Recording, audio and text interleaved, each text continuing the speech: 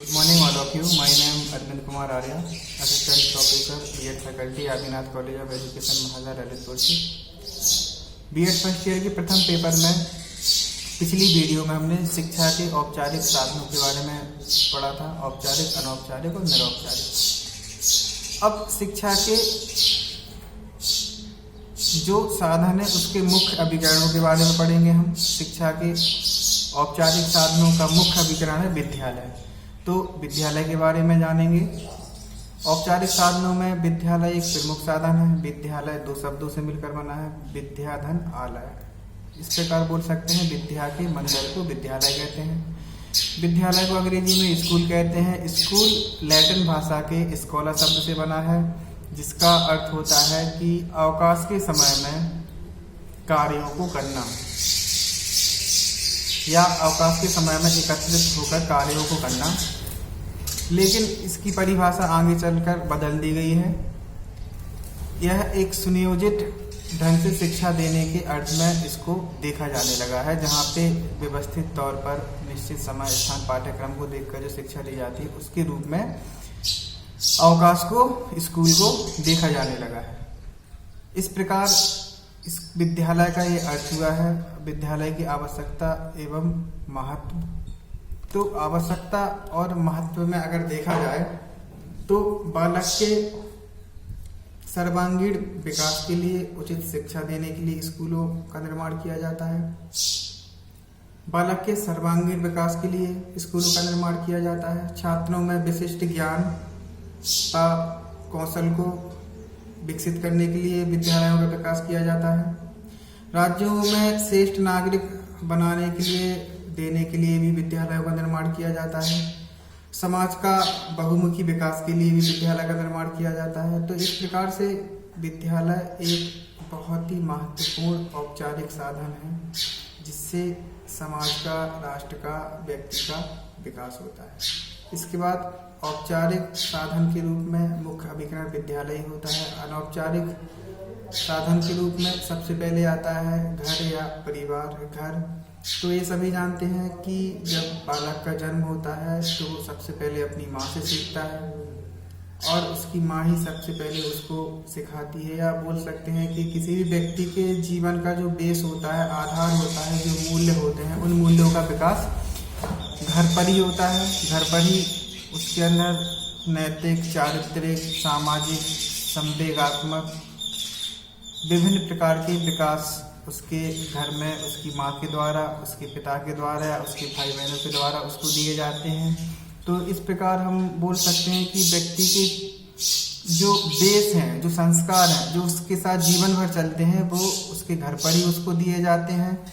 घर पर ही वो सीखता है और विभिन्न अपने कर्तव्यों का, राष्ट्र के प्रति, समाज के प्रति सारी शिक्षा उसको घर पर दी जाती है। और इस प्रकार हम बोल सकते हैं कि यह बच्चे का प्राथमिक समाज है। घर बच्चे का प्राथमिक समाज है। इस प्रकार ये औपचारिक साधन के रूप में घर या परिवार। इसके बाद नेक्स्ट आता है समाज। तो समाज जो है, समाज सामूहिक एकता की भावना के साथ सभी के हितों को ध्यान में रखकर इसमें कार्य किए जाते हैं। और समाज का मुख्य कार्य होता है विद्यालयों की स्थापना। अतः समाज ही वह संस्था होती है या समाज के द्वारा ही विद्यालयों की स्थापना की जाती है। और उन विद्यालयों में किस प्रकार की शिक्षा दी जानी चाहिए, पाठ्यक्रम में कौन कौन से विषयों को रखा जाना चाहिए, समय की मांग क्या है, प्राचीन काल में किस प्रकार की शिक्षा दी जाती थी, हमारे संस्कार, रीति रिवाज, रहन सहन, हमारी संस्कृति आदि को ध्यान में रखकर एक समाज ही विद्यालयों की स्थापना करके उन विद्यालयों में पाठ्यक्रमों का निर्माण करता है। तो इस प्रकार अनौपचारिक शिक्षा के साधन के रूप में समाज का बहुत ही महत्वपूर्ण योगदान है। या हम बोल सकते हैं कि बिना समाज के विद्यालयों की रूपरेखा तैयार करना या विद्यालयों को उचित प्रकार से चलाना संभव नहीं है। इस प्रकार से विद्यालय जो है, विद्यालय में समाज का महत्वपूर्ण योगदान होता है। और समाज शिक्षा में, शिक्षा प्राप्त करने के लिए विद्यालयों के साथ साथ विभिन्न प्रकार के उपकरण, टेलीविजन, रेडियो, टीवी, समाचार पत्र, पत्रिकाएं आदि का सहयोग भी लेता है। और इस प्रकार से समाज जो है अनौपचारिक शिक्षा का एक महत्वपूर्ण साधन होता है। इसके बाद आता है राज्य या राष्ट्र। किसी भी समुदाय में या समाज में विशेष प्रकार की शासन प्रणाली होती है, कुछ नीतियां होती हैं और इन नीतियों का होना बहुत ही महत्वपूर्ण होता है, क्योंकि समाज के कुछ नियम होते हैं, कुछ आदर्श होते हैं, कुछ मान्यताएं होती हैं और समाज के लोगों को फॉलो करवाने के लिए बहुत ही महत्वपूर्ण है शासन का होना, राष्ट्र का होना, जिसके कुछ नियम होते हैं। क्योंकि राष्ट्र का ही काम होता है कि समाज के जो भी नियम है, जो भी मान्यताएं हैं, उनको व्यवस्थित तरीके से समाज के लोगों से फॉलो करवा सकें, लागू करवा सकें। तो इसलिए अनौपचारिक शिक्षा के रूप में राष्ट्र का भी बहुत महत्वपूर्ण योगदान होता है और राष्ट्र के बहुत सारे कर्तव्य होते हैं, बहुत सारे अधिकार होते हैं। हम बोल सकते हैं कि अनौपचारिक शिक्षा के रूप में राष्ट्र का महत्वपूर्ण योगदान होता है, इसकी बहुत ही आवश्यकता होती है, महत्व होता है। देश में उपयोगी राष्ट्रीय शिक्षा की योजना के निर्माण के लिए राष्ट्र का होना बहुत ही जरूरी है। अनौपचारिक शिक्षा के रूप में राष्ट्र क्या करता है कि हमारे देश की शिक्षा की संरचना का निर्माण करती है। हमारे देश में जो भी सतत शिक्षा है या निःशुल्क एवं अनिवार्य शिक्षा, इसकी व्यवस्था राष्ट्र के द्वारा ही की जाती है। हमारे भारत देश में परिवार नियोजन, जनसंख्या शिक्षा या पर्यावरणीय शिक्षा आदि की शिक्षा भी राष्ट्रीय शिक्षा योजना के तहत दी जाती है।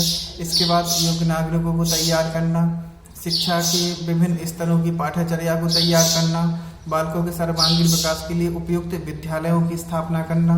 तो इस प्रकार से विशिष्ट बालक जो होते हैं, विशिष्ट बालक में प्रतिभाशाली बालक हो गए हैं, अपंग बालक हो गए हैं, श्रव्य दृश्य सुनने में बधिर बालक हो गए हैं, देखने में दृष्टिबाधित बालक हो गए हैं। तो इनकी सभी की व्यवस्था करना, शिक्षा की व्यवस्था करना भी राष्ट्र का एक कर्तव्य होता है। तो इस प्रकार से अनौपचारिक शिक्षा के रूप में राष्ट्र के बहुत सारे या राज्य के बहुत सारे अधिकार होते हैं और इन अधिकारों के द्वारा ही एक संपूर्ण शिक्षा को एक रूपरेखा दी जाती है। तो इस प्रकार से शिक्षा के मुख्य अभिकरण जो हैं, जिसमें औपचारिक शिक्षा में हमने विद्यालय के बारे में जाना, अनौपचारिक शिक्षा में घर, परिवार, समाज और राष्ट्र के बारे में जाना, और इस प्रकार से इन्हीं सभी के द्वारा प्रत्येक राष्ट्र में बच्चों को शिक्षा दी जाती है। और शिक्षा के साधन का ये जो चैप्टर है आपका, ये पूरा होता है। इसके बाद नेक्स्ट वीडियो में एक नए चैप्टर के साथ खुश रहें, मस्त रहें, स्वस्थ रहें। नमस्ते।